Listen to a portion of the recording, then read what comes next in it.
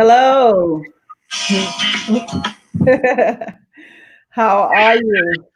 I'm good. Let's Good. Welcome all to our Facebook Live of Mothers Against Racism. My name is Dania LaForce, aka Mrs. Benton,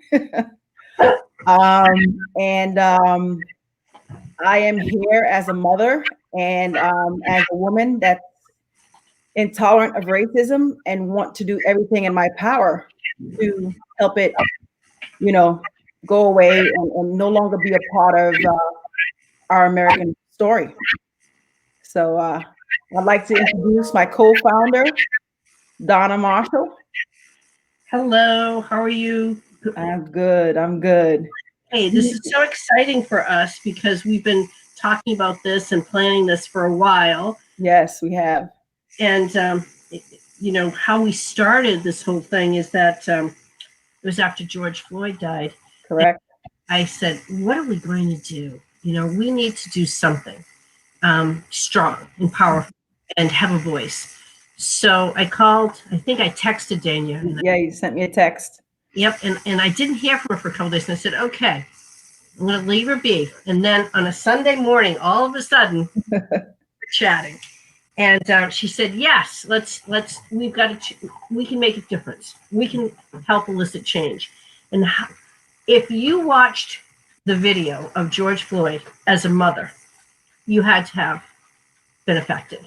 Had to have a reaction. Something deep down inside. It doesn't matter if you were black, white, Asian, just being a mother. You had to feel when he called out for his mother, one of his last words was calling for his mother. As a mother, it just went bang in the heart. And I said, okay, so let's make mothers. We can elicit this change. It starts with us at home. And how can we, collectively say no more? We Right. see anyone's child die again unnecessarily. That's right. And it's funny when, obviously this happened during the COVID pandemic when we were all in quarantine and couldn't leave our homes and, just the despair of just being in that situation of disability and not being able to do the normal things in life, go to a restaurant, you're afraid to go food shopping, your mail is coming in, you're wiping down your mail in your boxes. And then all of a sudden, this happens. And I think it was Memorial Day weekend. I think that's when he died. And,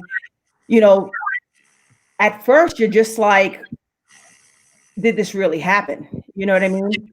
As a mother, it's very difficult to watch that video and hear him call out for his mom because what automatically triggers inside of you is this could be my child. That's right. And the this could be my child is different for me than it is for you. And I think as a mother of two African American boys, age 22 and 23, the fear for their lives never goes away. And I think the moment they were born, you have this fear or protection. You go into protection mode as a mother, where you're willing to do every and anything to make sure that they are safe. But at that age, they're not with you 24/7. That's right. That's right. When they're not with you, you as a mother are constantly thinking about your children.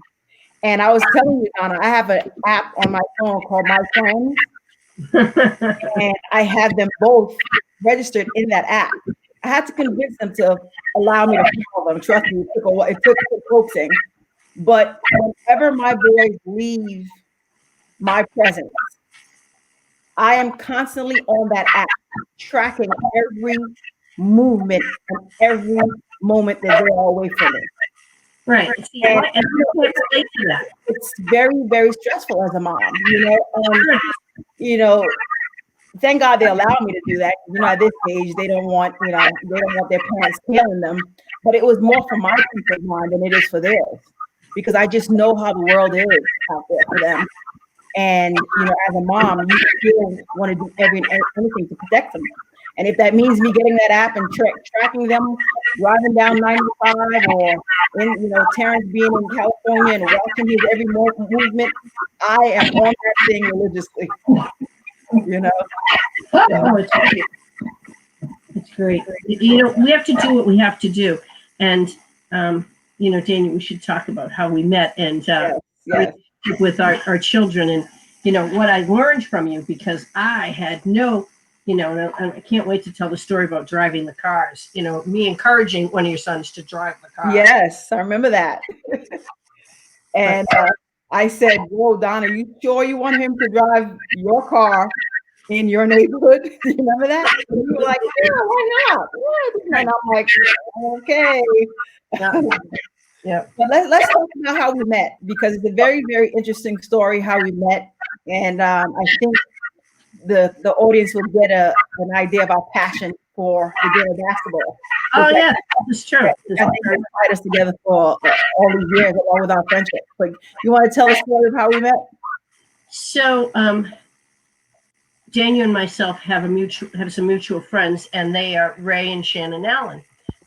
Ray Allen, basketball player, and I was really, I know Shannon much better, and Daniel and I were invited to the same event. We went to a Mother's Day luncheon. Mm-hmm. Oh, how funny is that? That's right. We did. Yes, and we sat next to each other. Shannon introduced us, and from there, the rest is history. And we found out that we had something immediately in common, mutually wonderful friends, but that, she was the head coach of Northeastern University Division I women's basketball team, my alma mater. And I went, fantastic. Yeah. So and it all started rolling from there. Yeah. We've attended several Celtics games together because Donna is a season ticket holder for the Celtics, and would invite me and my sons to games. And long story short, my son, Terrence Mann, is now playing for Doc Rivers. Yeah. Clippers, and Doc was the coach with the Clippers at the time when we used to attend games with you. Right. He was the Celtics coach. Right. He was the Celtics coach. Correct. Right. So, and then Terrence a lot of connections, the passion of the game of basketball, and I think, when you called me, I was in a position where I was already feeling down and kind of depressed about the whole COVID thing and isolation and quarantine. Couldn't see my friends. And if anybody knows me, they know I have a lot of friends and I'm very social. I love to go out. I love to hang out with my friends.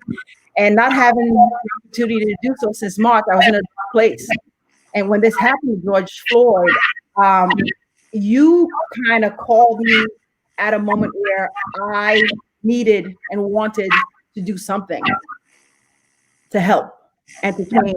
And at first, talking about Mothers Against Racism, we really had no idea, other than the fact that we were both moms, and we wanted to give mothers a voice and a platform to educate themselves about racism, to a safe place to share ideas, to kind of tell your story, because I think every mother has a story when it comes to raising children in America.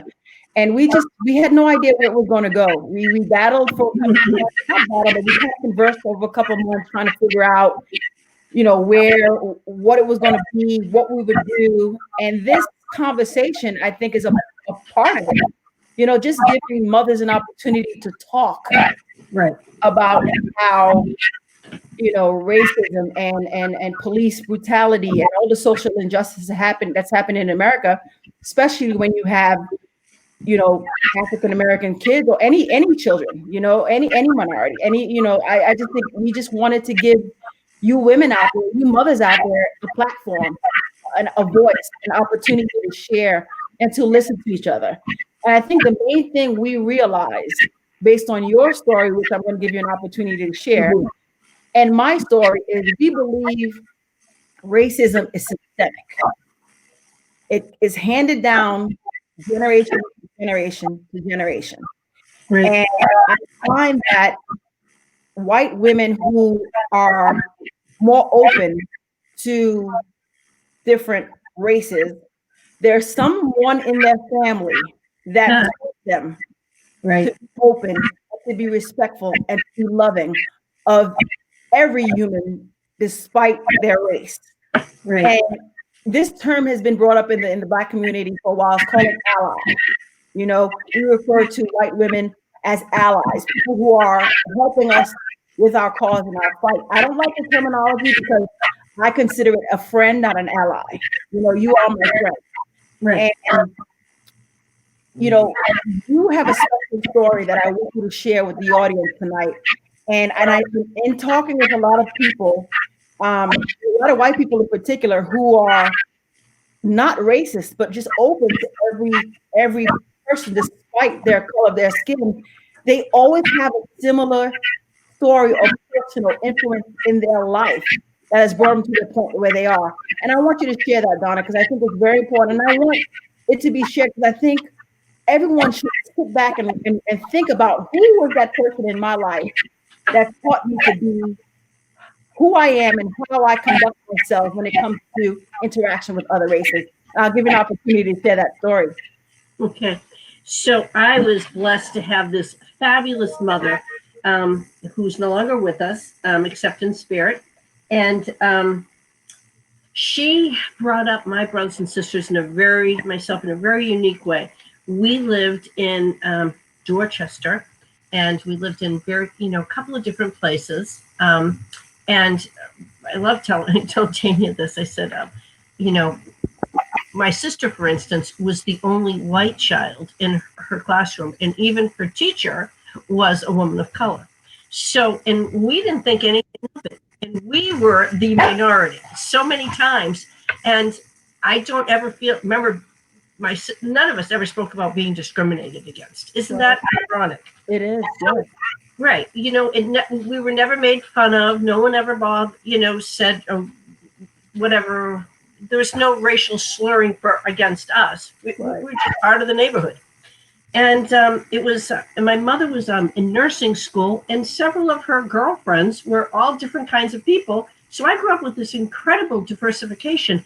And what's very interesting, I told Dania this today, is that I don't ever remember talking about racism or race or, you should be kind to this person, because it was just part of our lives, all these diversified people. Right. So I had a blessed life because I do see skin color, and I'm like the whitest person I know. And look at Dania; she's like very dark, and I recognize that. And I say, but you know what? Diversification is beautiful. So I am not colorblind for sure, but I love diversity in my life. I have so many different kinds of friends and family, and it's made my life richer. And it's only so I had this great mother who just brought us up beautifully. Now that I think about it, we didn't have a lot of materialism, but we had a lot of richness in many other ways. So, and then the very sad thing is that we left this inner city and we moved back to where my mother was from. And this is what's really shocking, is that here's my mother, this open-minded, beautiful person, and she came from one of the most racist communities I can possibly imagine, redneck, racist place, and she brought us back there. And we didn't do well with it. We were like definitely fish out of water. I mean, we didn't know how to do this. And I was constantly at odds even growing up because I definitely was different. And, and it took me thinking about all this through everything we've been going through in the past few months for me to even look back at this and say, this is, it was very traumatic for us leaving. I was very happy in the city. Wow. And that's amazing. And I think that really shaped, who you are and how you approach everyone in your world since then. And you've invited me to your home several times. And I actually spent the night at your house, with my son and their friends, because you were in an environment where you had the beach, you had a boat, you had the lake. Remember, the boys went canoeing. Like, you expose children to things that they would never have had an opportunity to do. Right. And I thought that that was a great, opportunity for my children. Right. You opened your home. Your heart was full.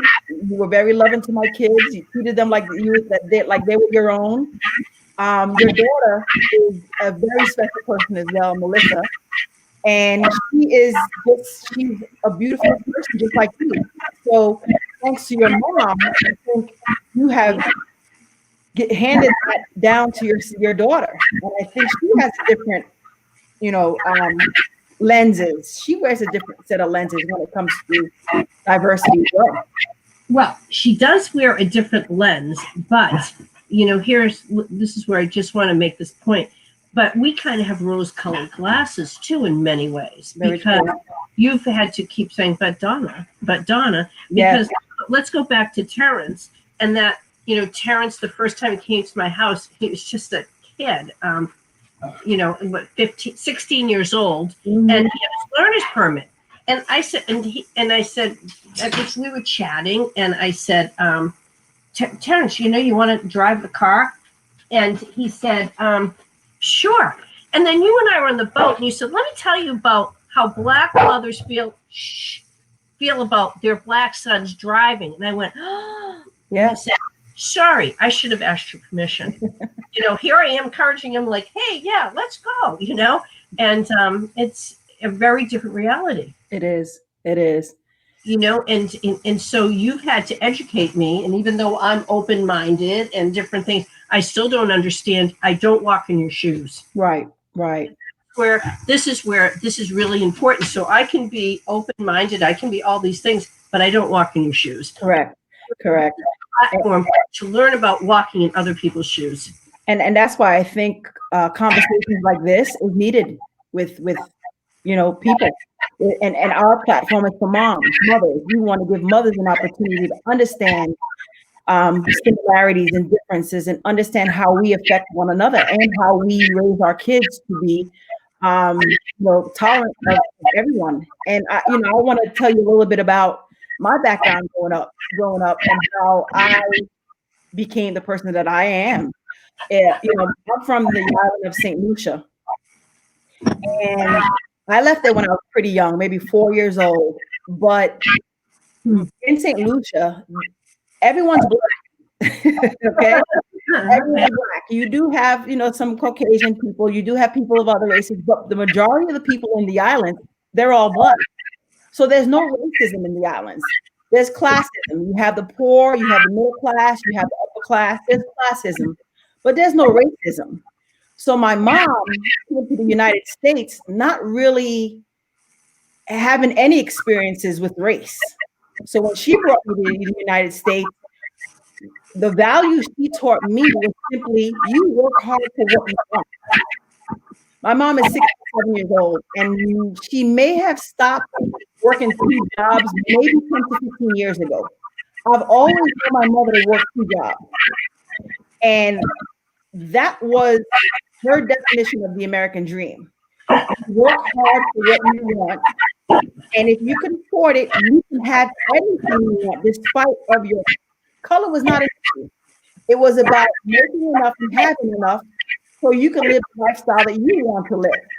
So growing up watching my mom work 2 jobs, work extremely hard to send me to private schools, to live in an area which is Proctor Griffin that, wasn't diverse, but it didn't matter. She did what she wanted to do because she worked hard to provide for me and to provide a life for herself, where we had the American dream at our doorstep. So for me, race was never an issue. I just knew, watching my mom as my role model, that I had to work hard for everything that I want. And it didn't really hit me until I went to a very private school in Park Slope. I'm sure at that time the tuition was astronomical. My mom busted her butt and she paid that tuition every month.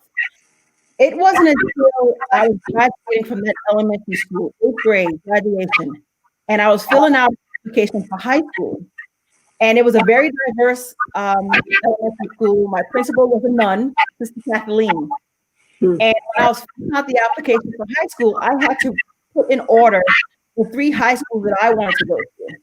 So Bishop Kearney High School was my number 1 choice. Now, Bishop Kearney High School is an all-white girls' high school in Bensonhurst, Brooklyn.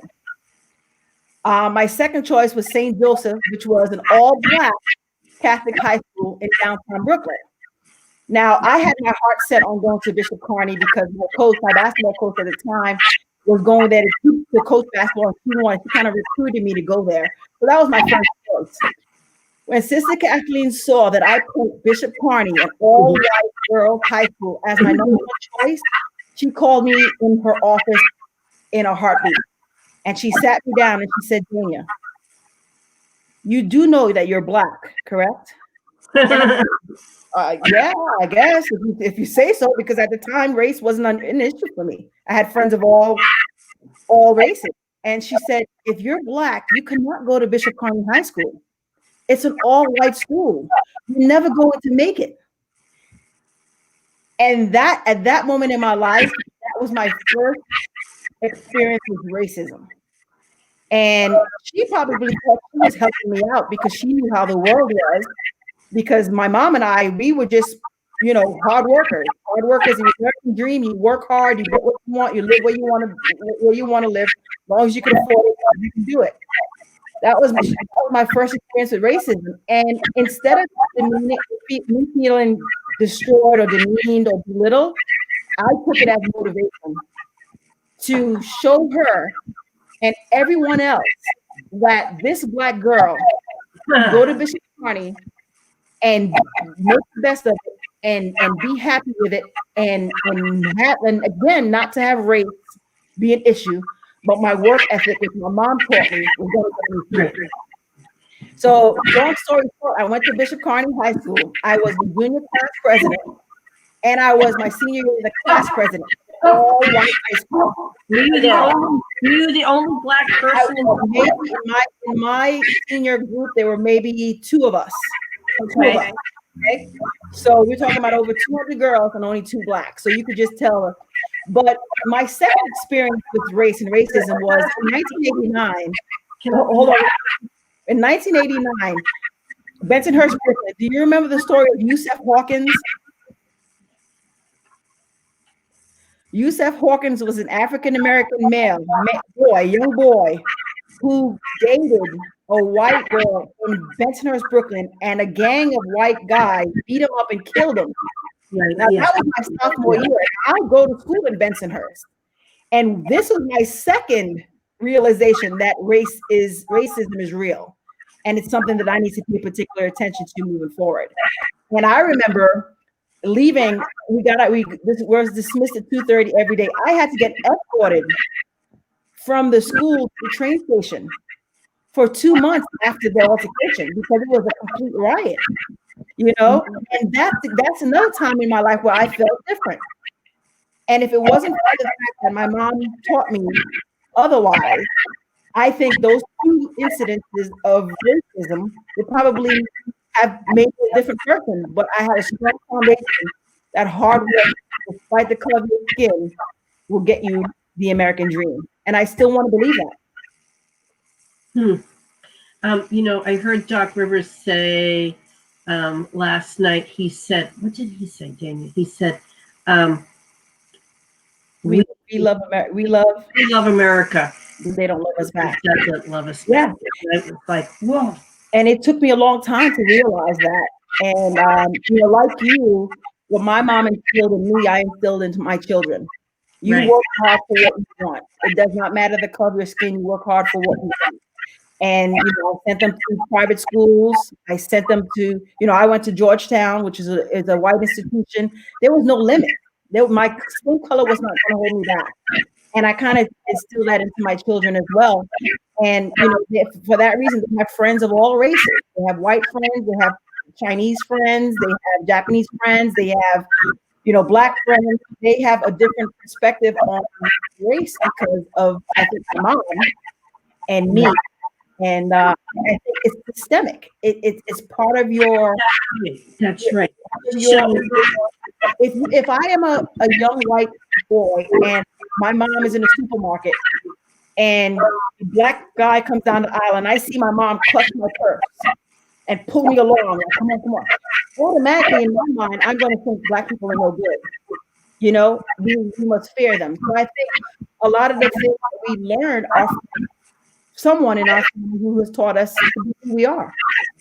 right. So I remember when you came to one of the first times with the boys, we had a lot of discussion about race. Yes. One of the things was that you had two student athletes at the time, and their dress was sweatpants and a hoodie. Yes. And it was the time where when that young man in Florida was, Zimmerman killed him. Yes. Trayvon Martin. Right, and he had the hoodie on, and I was like, okay, Terrence, I don't want you wearing that hoodie. Yes. I'm like, when we're walking all along the ocean, and of course, nothing was going to happen. But I thought about it, and I said, here's the nicest young men that you could possibly know, polite, kind young men, and someone could hurt them because they've got hoodies on. While being black. Hoodies on while being black. And that's the thing. If you can't be judged simply by the color of your skin. Because Terrence is 6'7". He can be very intimidating to someone to get to know him and his heart. And so is Martin, the same thing. And I'm sure majority of children, you have know that they're not a symbolism of hate. They're not a symbolism of crime. They're not a symbolism of laziness. They're not a symbolism of inferiority. And I think they're automatically labeled as such simply because of the color of their skin. That's right. And that, as a mother of black boys, it's not fair. No, it's not fair. And it causes a lot of unnecessary problems. Right after George Floyd, I think it was maybe a week after, Martin, my youngest son, was driving back from New York. Now that's about a 3-hour drive from New York to Rhode Island, which is where I live. And maybe about a mile from our house, my phone rings. Now, Don, I'm checking the app from the moment he left New York to the moment he hit 95 in Rhode Island. I'm following that app, okay? And all of a sudden, I get a phone call. Mom, I got stopped by the cops. Donna, when I tell you, the blood just rushed out of my body. All I could see was my child being the next George Floyd. And let me give you just a little bit of reference about Martin. He's a big, giant teddy bear. Oh my God, he's the sweetest, isn't he? And he's sweet, kind. Okay, but yeah. So first thing I do, I said, "Where are you?" He said, "I'm right down the street from the house." I said, "You stay right there. I'm on my way." Now, it took me about 4 minutes to get to him, but the entire time I'm driving to him, all I'm doing is praying. Because as a black mother, sometimes that's all you can do, to get you through the daily struggles of worrying about your child. All you can do sometimes is pray. I prayed for 4 minutes. And you know what I prayed for? I said, thank you, God, he got stopped a mile from the house where I can reach him. Because if this happened on 95 or somewhere in Connecticut, I wouldn't know what to do. But the fact that he was only a mile, I was a little bit more comforted. I pulled up to the police car. Now they're facing this way. I'm going this way. I pulled up and I said, "Hello, sir. That's my son. Do you mind if I sit with him?" And he said, no, that's fine. So I made a U-turn. I pulled up in front of Martin's car. I never got out. I never wanted to disrupt their duty to make sure my son that was cheating, they needed to find out his information. I wasn't there to disrupt their duties. I wasn't there to disrupt justice. I wasn't there to tell them they were wrong, to stop him from cheating. I was simply there to tell him he matters. He matters. He's someone. He's my son. And I'm here to make sure you know that there's a person behind that license plate and there's a person behind that wheel of the car, you know? And that is all I wanted. I just wanted to be present. I didn't want to tell them that they were wrong or, you know, and it was not, and I heard the entire conversation that they had with Martin because I had him on speaker. They were very nice. We talked to him for about 10 minutes after they gave him the warning. You're really 6'7"? Wow, you must play basketball. Where do you play basketball? How's your team? And I thought to myself, why can't that encounter be just as cordial with every and I know sometimes police work is hard. You know, they're encountering danger every time they respond to a traffic stop and to you know, dispute. I understand the level of fear that they may have doing their job every day, you know, but I think the same level of fear their family has when they leave the house to do their police duties, the same level of fear that I have when my sons leave the home. Right. If they could understand that, they may be a little bit more sympathetic to the fact that we as moms are tired of our kids being profiled, you know? And I think that's there's such misunderstanding. Yes. You know, I don't think they understand. I don't believe these police officers have any clue how a Black mother feels or a Black father feels about their child going out into the world. Yeah. Because it's a scary place. And you certainly enlightened me. Yeah. Because, and, you know, and so did my other Black mothers, friends, my girlfriends, that, you know, I had no clue because I deal with I never told Melissa when she was getting her license, keep your hands on the steering wheel, don't move them. Keep your license on the visor. Tell them you're going to move your hand and reach them. I didn't have to tell her any of these things. Right. And here's a point that my daughter made recently is that we were discussing George Floyd, and she said, "Mom, so many people watch that." And I said, "So many Black people watch it." She said, "If I had been there, I would have jumped in." I said, "What do you think would have happened?" And she was a little angry that no one intervened. Right. I said, "What do you think would have happened if those Black people intervened?" And she went, "Oh, yeah, it's different." I said, "You know, they'd probably been killed." Yeah. Or you know, or hurt at the very least. You know, nothing good would have happened there. Yeah. I mean, if they were killing that man in front of us, what would they have done to someone really going after them? You know, like, and that was like you know, I don't know if, you know, we need to continue this conversation amongst like Melissa and myself. We have this conversation because it went sailing over her head why no one intervened, because she had been there. She would have been all over it. Right. That's the kind of person she is. Yeah. But she doesn't also have the fear.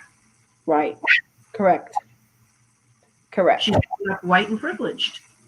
And if people who are white don't understand that they're privileged, they're missing the boat there. Because yes. You know, and I think, I don't know why they don't understand that. I don't know why they don't see it. I don't know if it's because they don't want to, or because, like everything else, if you don't have the experience to kind of be sympathetic towards something, you can't be held, I guess, accountable for not understanding. And that's why these conversations are so important. Yes. Because I think if people would understand, and I'm talking about the family members of police officers.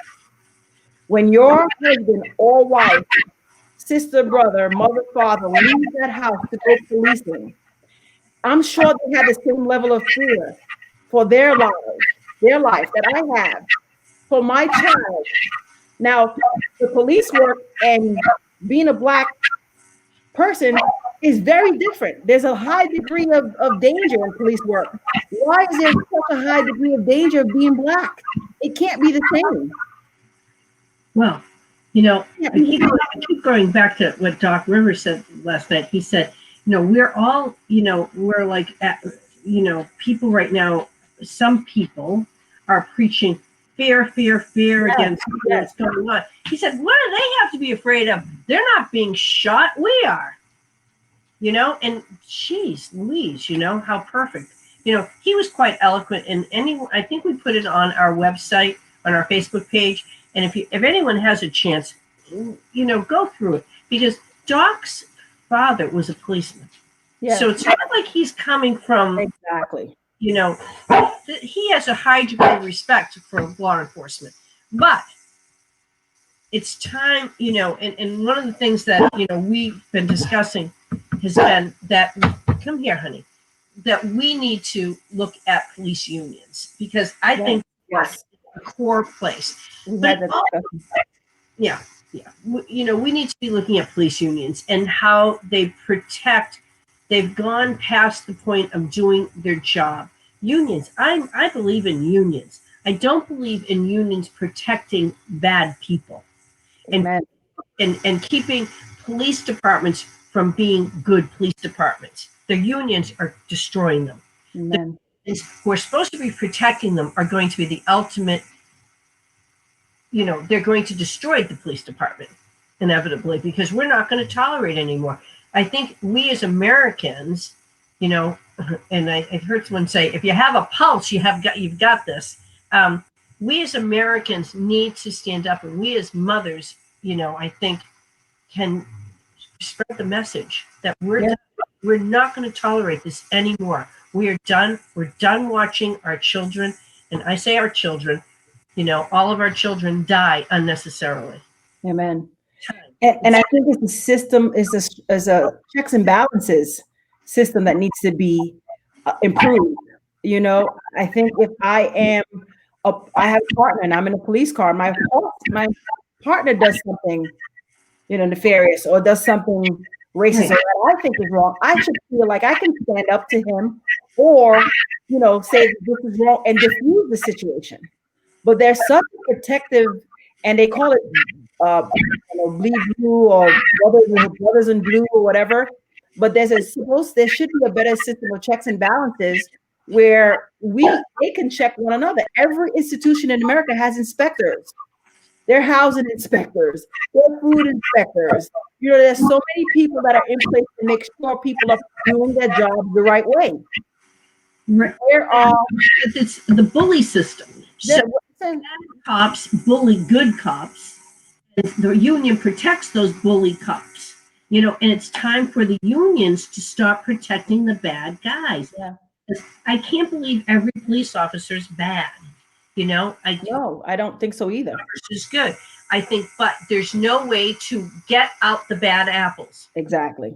Come out. They got to go because they infect the whole department. That's right.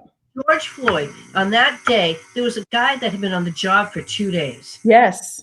Okay, 2 days. So he's, you know, he's still accountable, because I'm sorry, I don't want anyone, even if he's been on the job for 2 days, he still had the moral responsibility to. Amen. And regardless of the consequences of what would happen to him as a police officer within his department, Right. he didn't stand up and say, "Hello, this is crazy ass behavior," and push him out of the way. Yeah. That's what he should have done. But they've got such an the systematic racism is so strong that they watched. Yes. Yes. And that's, you know, I was taught at a very young age, if you watch something going down that's bad and you do nothing about it, then you might as well be committing the act yourself. You're responsible. And I don't want to make policing seem like it's easy. I don't want to make it seem like it's safe. I don't want to make it seem like your life isn't on the line every time you put on that badge and you go out there to protect and serve. But protect and serve with no judgment. Protect and serve with an open kind of a filtration that allows you to kind of see the situation for what it is and what can you do to help make it better and protect those that are involved. That's because right. whether you're guilty or innocent, that doesn't mean you lose your life. And I'm sure some were guilty, and we're not saying that they were not guilty, but that doesn't mean you lose your life for a traffic stop. It doesn't mean you lose your life for a broken taillight. Yes, that's unfair. You know, and that's judgment. And then I would like to know, you know, and I know they are in fear of their lives, but if it was a white person, would that fear factor be there? You know, why are white Americans taught to fear us, fear our children, fear what is there to fear? We are human. You know, That's right. we deserve the American dream just as much as you do. You know, we are working hard for dollars if we get the same opportunity, but we're starting at two different starting blocks. You know, so our hustle Absolutely. might be a little bit different from your hustle, right? Everyone should have the opportunity to get what they deserve in terms of just the American dream and living free from fear, free from hate, free from racism, and just let your life develop and evolve as God wants it to. Right. You know? And it's been interesting because we speak daily, pretty much.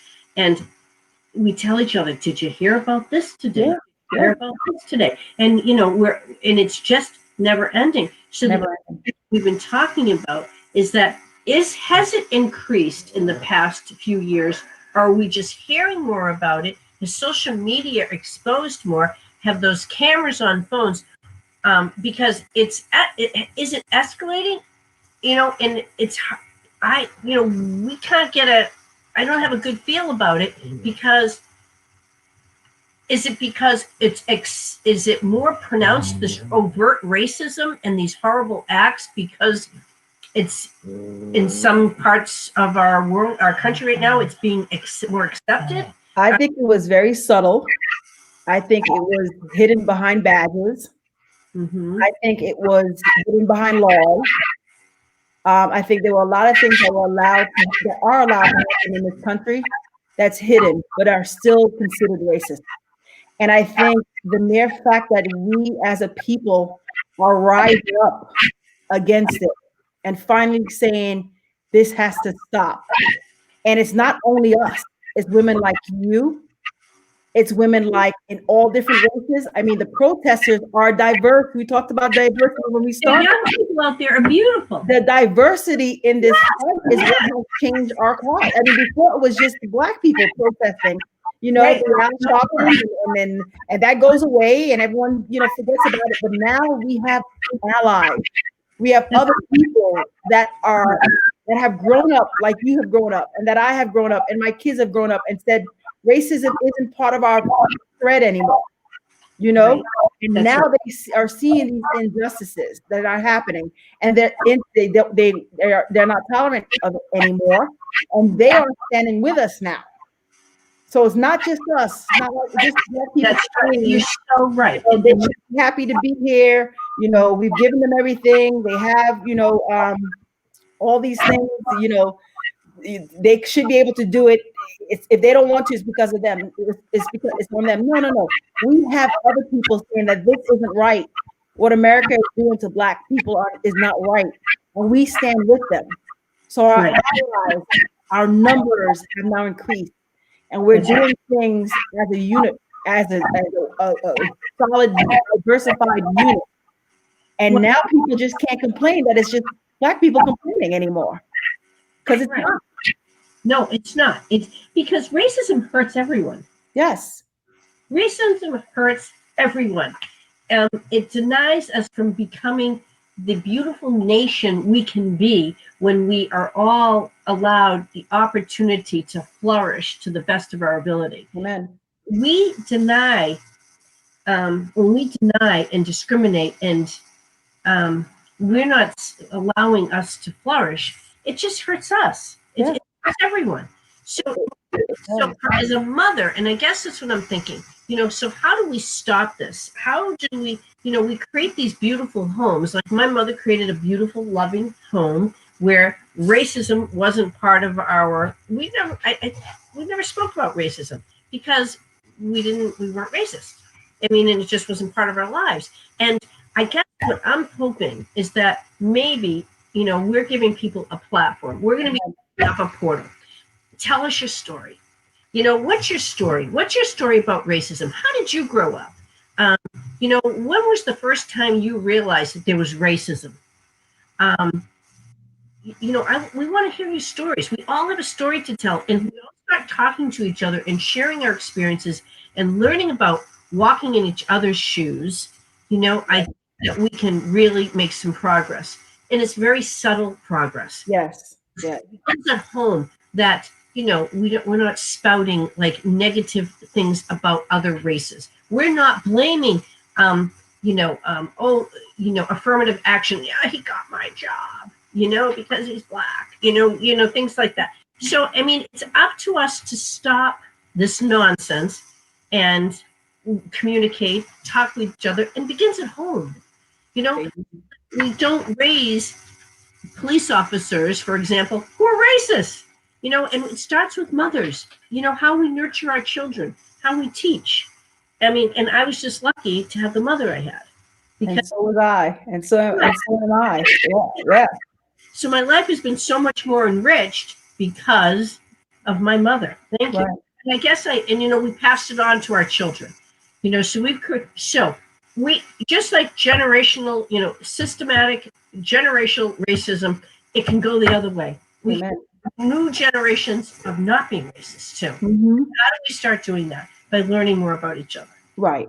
And that's why we will be here every Wednesday night at 8 with our guests, and give our guests an opportunity to tell their story, because there are people out there that are going to learn something about us, something about racism, and hopefully that one thing can change their perspective and their mindset and have them go out in the world and grow better humans, better people, better family members. Whether it's your uncle at Thanksgiving that you have to convince him that that people are good. That if there's one thing I told you tonight that gives you the power to go to that uncle and say, enough, uncle.